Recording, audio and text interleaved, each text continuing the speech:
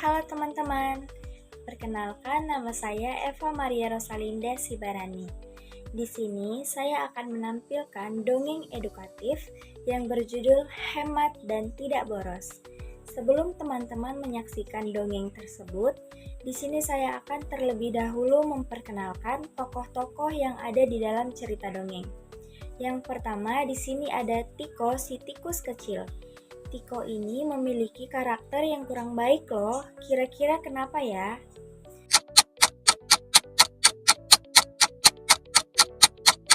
Nah, jadi Tiko ini sehari-harinya sangat suka jajan, sehingga dia tidak pernah memikirkan untuk menyisihkan uangnya.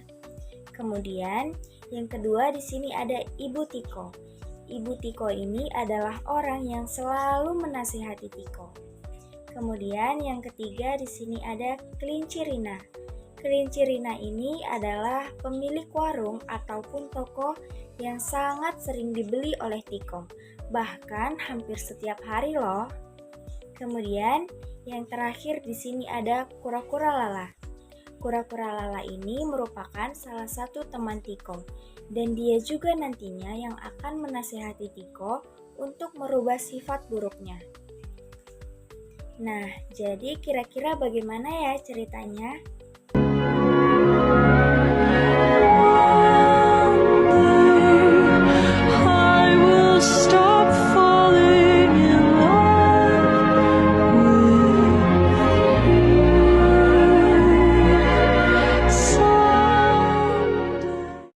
Di sebuah hutan kecil yang damai, hiduplah seekor tikus kecil bernama Tiko.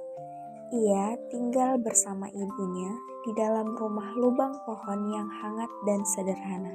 Tiko dikenal sebagai tikus yang ceria, tetapi memiliki satu kebiasaan yang kurang baik, yaitu suka boros.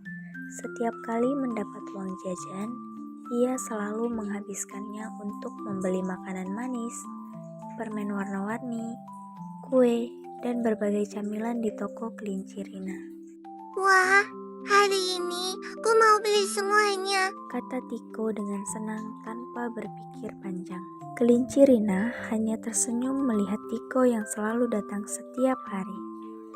Tiko, kamu tidak mau menyisihkan uangmu sedikit saja? Tanya Rina suatu hari. Tidak perlu, hidup itu untuk dinikmati sekarang, kata Tiko. Suatu sore, Ibu Tiko memanggil Tiko.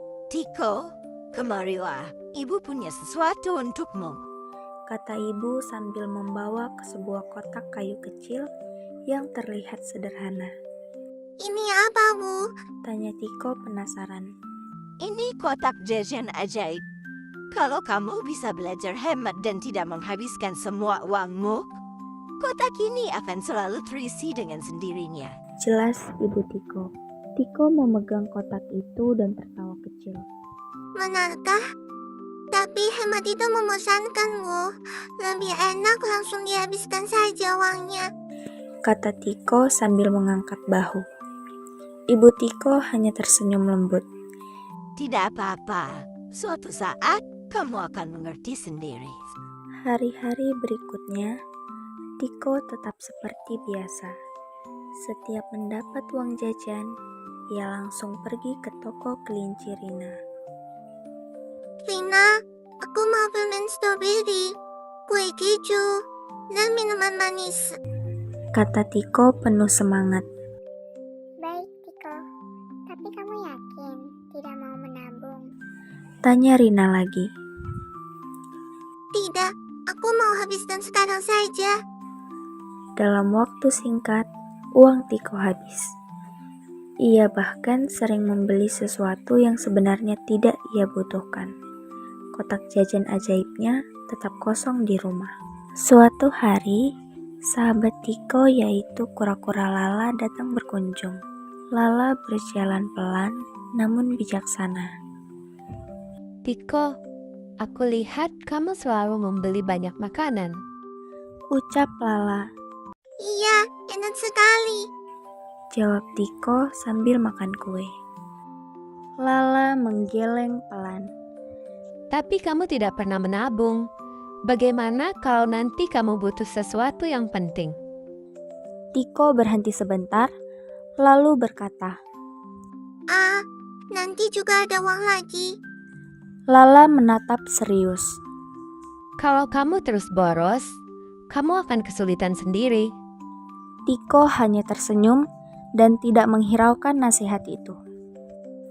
Beberapa hari kemudian, Tiko bangun pagi dengan perut keroncongan. Aku lapar sekali. Aku mau beli makanan. Katanya, ia pergi ke dompetnya. Kosong. Tiko mencari ke seluruh sudut rumah. Tetap kosong. Ia terdiam, lalu berkata, Kenapa uangku habis begitu cepat? dengan lemas, ia berjalan ke toko kelinci Rina. Tetapi kali ini bukan untuk membeli makanan, melainkan hanya berdiri diam di depan toko. Rina, aku tidak punya uang lagi. Kata Tiko pelan. Rina merasa kasihan. Kalau kamu mau, kamu bisa belajar mengatur uangmu mulai sekarang.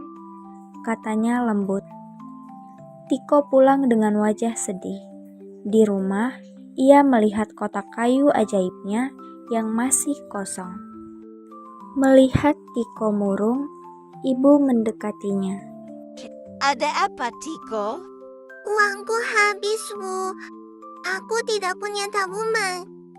Jawab Tiko hampir menangis. Ibu Tiko duduk di sampingnya. Ingat kotak ini. Tiko mengangguk. Coba mulai sekarang kamu isi sedikit demi sedikit. Tidak perlu langsung banyak. Yang penting kamu belajar hemat. Tiko terdiam. Ia mulai berpikir, selama ini ia selalu menghabiskan semuanya tanpa sisa. Aku mau mencoba, Bu. Kata Tiko akhirnya. Keesokan harinya, Tiko pergi ke toko kelinci Rina seperti biasa. Aku mau beli kue, tapi tidak semuanya. Aku hanya beli satu saja. Kata Tiko ragu-ragu. Rina tersenyum. Bagus, Tiko. Itu langkah awal yang baik. Di rumah, Tiko menyisihkan sebagian uangnya dan memasukkannya ke dalam kotak kayu. Hari demi hari, ia terus melakukan hal yang sama. Ia tetap bisa jajan, tetapi tidak berlebihan. Ia mulai menahan diri ketika ingin membeli sesuatu yang tidak penting. Aku sudah punya 1 permen, jadi tidak perlu beli lagi, gumamnya suatu hari.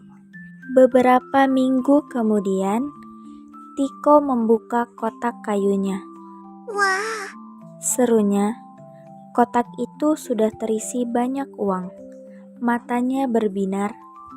Aku berhasil menabung. Ia segera berlari ke rumah kelinci Rina dan menunjukkan kotaknya. lihat, Rina. Aku punya tabungan sekarang. Rina tersenyum bangga. Kamu hebat, Tiko. Kamu sudah berubah sekarang. Sejak hari itu, Tiko tetap rajin menabung.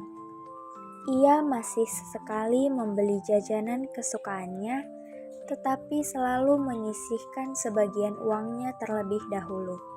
Bahkan, ia juga mengajak teman-temannya untuk ikut menabung, supaya mereka juga belajar hidup hemat dan tidak boros.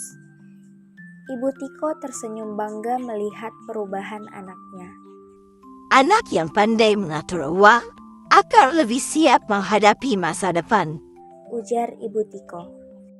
Nah, teman-teman, setelah kita menonton video cerita tentang Tiko, si tikus kecil tadi, kira-kira pesan moral apa ya yang bisa kita ambil dari cerita dongeng tersebut? Ada yang tahu nggak? Jadi, pesan moral yang bisa kita ambil yaitu hidup hemat dan tidak boros akan membuat kita lebih siap menghadapi kebutuhan yang tidak terduga. Menabung sedikit demi sedikit akan memberikan manfaat yang besar di kemudian hari.